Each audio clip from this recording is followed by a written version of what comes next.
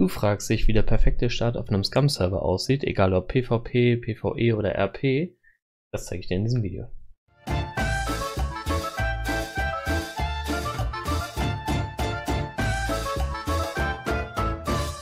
Jawohl, dann, liebe Freunde, und seid gegrüßt zum nächsten Scum Guide mit dem Thema perfekter Start auf einem Scum-Server. Das ist tatsächlich auch völlig egal, ob es PvP, PvE oder RP ist. So wie ich euch den Start zeige, in aller Kürze, werdet ihr, denke ich mal, auf jedem Server von Anfang an zurechtkommen. Wenn ihr noch kein Abo habt, dann ist jetzt eure Chance, das zu tun. Holt euch das, solange es noch vorrätig ist. Und ich wünsche euch viel Spaß beim Video. Also ich habe jetzt die Charaktererstellung schon einmal übernommen. Wenn ihr wissen wollt, wie ihr am besten euren Charakter skillen sollt, guckt in das andere Video, das sich Charaktererstellung nennt. Da habe ich einmal alles schon mal aufgeführt, wie ich Skillung durchführen würde. Wir erstellen jetzt diesen Charakter direkt und landen auf dem Server. Ja, auf dem Server angekommen, da wird erstmal ein bisschen Zeit bleiben, um zu rendern, und ihr werdet direkt das Tutorial eingeblendet bekommen.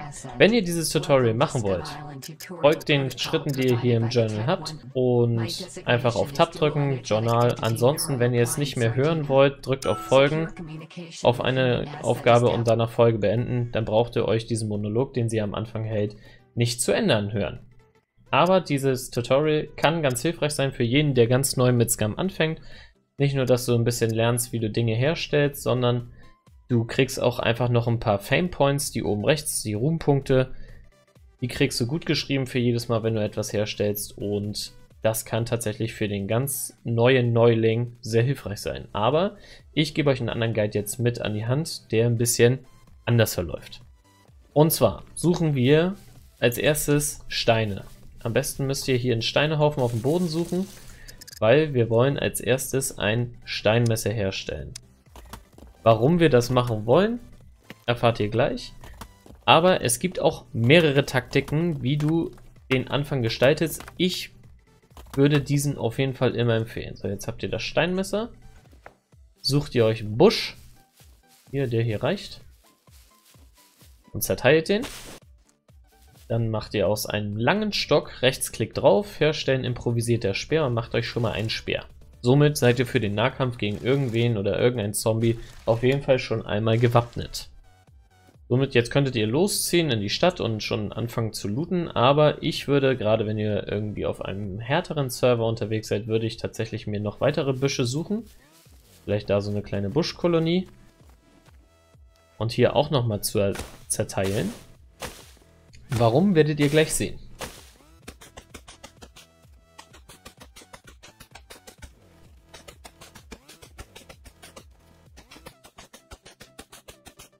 Jetzt haben wir einmal hier einiges zerteilt. Wir brauchen auf jeden Fall einen Langstock. Und was wir brauchen, weil ich möchte einen Bogen herstellen, und diesen Bogen können wir leider noch nicht herstellen, dafür brauchen wir das fette Seil oder einen Draht. Den haben wir in der Wildnis nicht.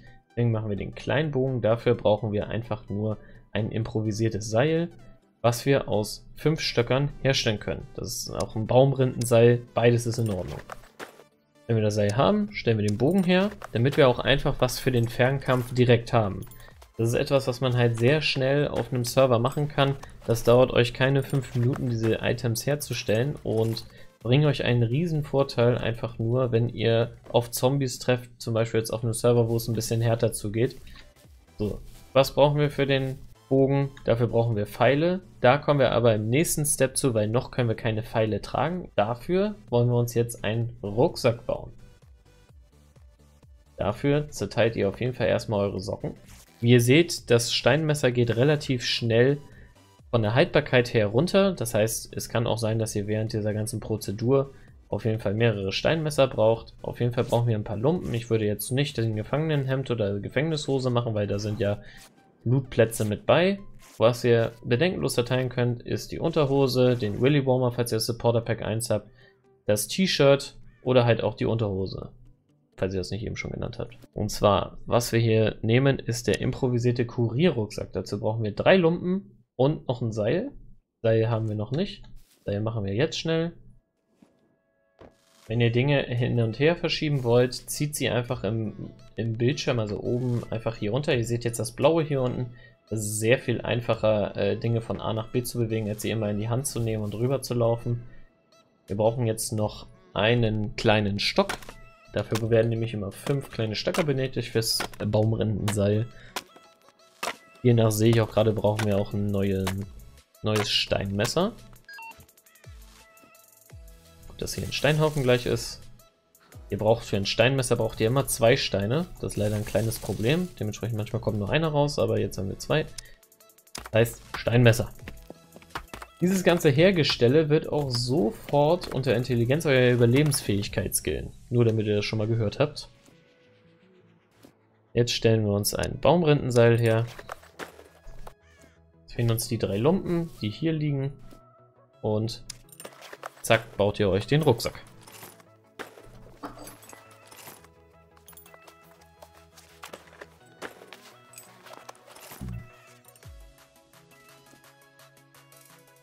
Ja, der Kurierrucksack ist fertig und nun habt ihr auch Platz, Pfeile mitzunehmen. Ein Lumpen ist hier noch übrig geblieben, den würde ich mitnehmen. Pfeile macht ihr einfach aus kleinen Stöcken.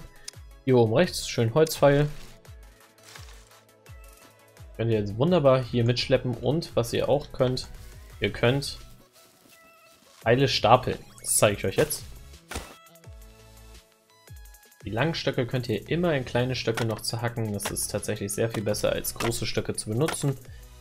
Also nicht verzweifeln, wenn ihr keine kleinen Stöcke findet. Wenn ihr einen großen Stock habt, habt ihr Minimum 2 kleine Stöcke daraus. So, wir stellen jetzt noch ein paar Pfeile her.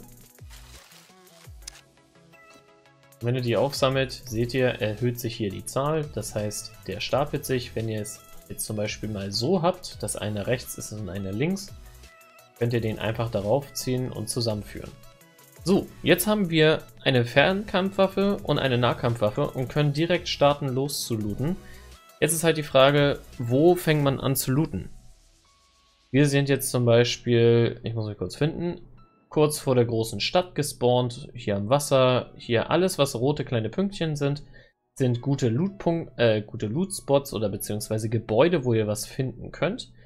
Jetzt obliegt das völlig euch, wo ihr hinlauft. Ich kann euch aber den Tipp geben, dass ihr zum Beispiel mal die Scum-Map, gebt einfach mal bei Google Scum-Map ein. Da gibt es eine offizielle Map, wozu ich auch noch ein Video gemacht habe. Dort könnt ihr euch verschiedene Positionen filtern. Ihr könnt euch Städtenamen anzeigen lassen. Ihr könnt sehen, was sind Militärbunker, wo können Autos spawnen und. Aber ich würde jetzt einfach sagen, geht hier zum Beispiel, wenn ihr hier seid, in die nächste große Stadt. Immer in die nächste große Städte, da ist nicht viel los. Das hier ist eine kleine Stadt, das hier ist eine Stadt, das hier ist eine Factory. Da würde ich jetzt noch nicht hingehen. Immer in die kleinen Städte laufen und gucken, ob da keine Mechs sind. Tötet da auf jeden Fall einen Zombie. Das werde ich euch jetzt einmal zeigen.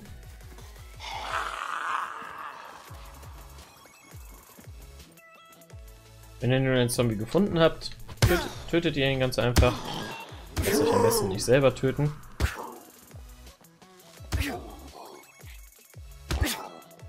Beim Speer immer zuhauen, einen Schritt zurückgehen, warten bis er kommt, weil man haut auch gerne mal durch die Zombies.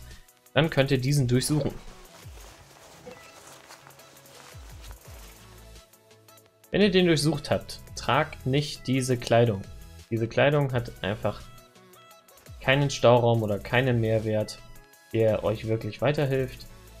Zum Beispiel sagen wir jetzt mal diese Hüfttasche, die hat ja Inventarplätze, da sie aber so beschädigt ist, könnt ihr dieses Inventar überhaupt nicht nutzen. Wenn ihr sie trotzdem benutzen wollt, könnt ihr sie ja reparieren, aber weil es unter 20% gelaufen ist, werdet ihr sie nicht über 50% reparieren können und somit sind solche Items nahezu nutzlos. So, aber für die Items von dem Kameraden interessieren wir uns überhaupt nicht. Wir interessieren uns tatsächlich für etwas anderes. Dafür müssen wir ihn zerhacken.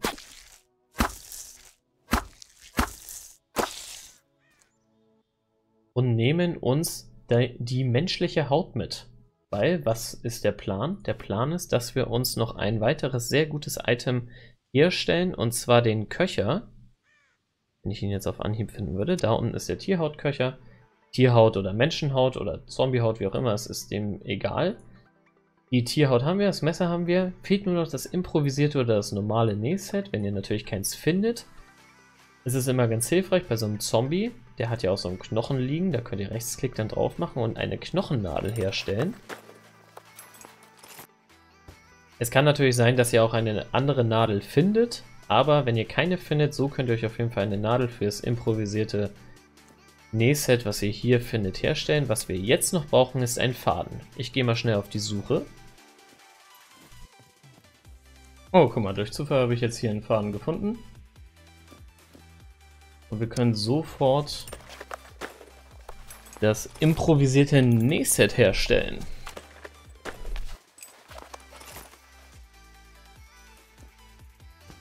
Wenn wir dieses Nähset haben, können wir auch sofort den Köcher herstellen.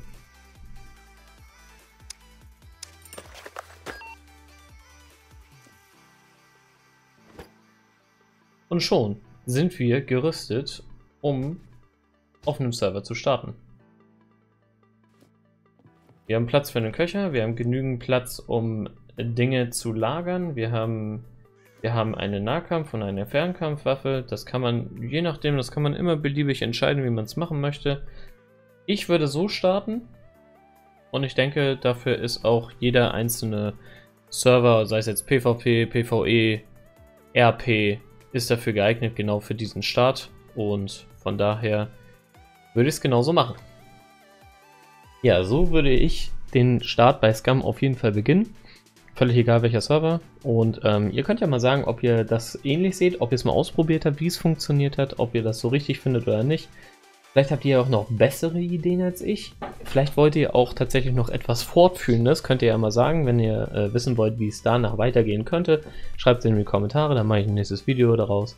Ansonsten vielen Dank fürs Zugucken. Lasst einen Daumen hoch, wenn ihr das Video gut fandet da. Und wir sehen uns das nächste Mal.